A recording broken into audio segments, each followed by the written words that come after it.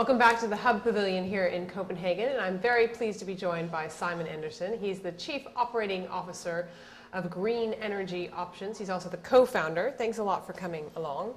Tell me a little bit about why you're here in Copenhagen, first of all. We're here to try and hope to persuade the European energy providers that they need to put displays into people's homes so that people can actually see the amount of energy they are using. Because if they can't see it, how do they know when they're using too much and therefore save money and save energy? So you've got a product which is a display, and where can it go? At homes, businesses? Well, we have a range of products, and they are all primarily displays, although they have the sensors as well.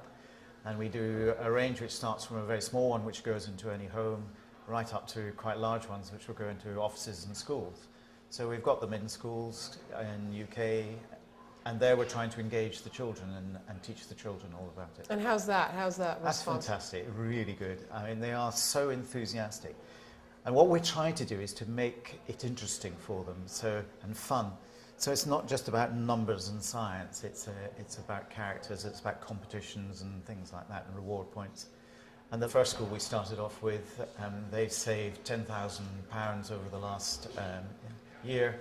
And that £10,000, the students are given the opportunity to decide how they want to spend it in the school to improve the school. Oh, that's fun. You told me a story about a competition between a couple of classrooms. Can you just repeat that one? Well, the competition is between classrooms, so we instrument up each classroom so they can see how much each classroom is using. And therefore they have that competition. And the teacher caught one of them one day going into one of the competitors and switching on power in there. And I thought that was really bad, and the teacher said, no, that's great, because actually once they learn how to sabotage each other, it means they've learned and they're engaged, and so that's just what I want to achieve. Right. What's the next stage for your company? Well, smart grids, smart metering, displays are going to be a very, very big business in the next 10 years. All around the world it's starting. And that means that very big companies are going to come in and stamp all over it.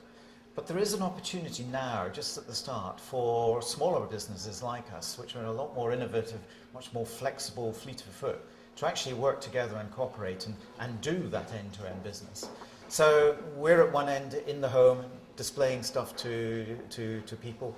What we'd like to meet up with is other people who are doing other parts of that supply chain, to help us out, because I think actually together we can really make a big difference. And so what are the parts of the supply chain? Are these the people who are doing the smart grid, or where are you looking for? There are lots of elements, but primarily probably around about data and data management and then data analysis. There are other things about sensors. At the moment there are an awful lot of different sensors out there and standards. Each country has a slightly different standard. So for us as a business to have a solution which works in America as well as in Europe as well as in England is actually quite difficult.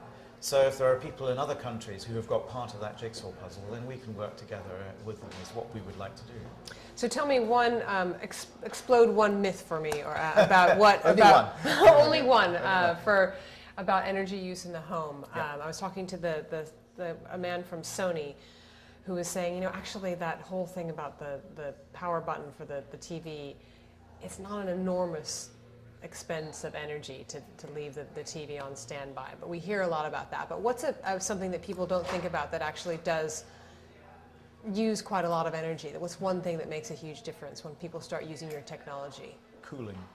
Fridges and freezers. That freezer that you've had for 10 years sitting in your garage still does the job, but it probably is costing you £100 a year to run.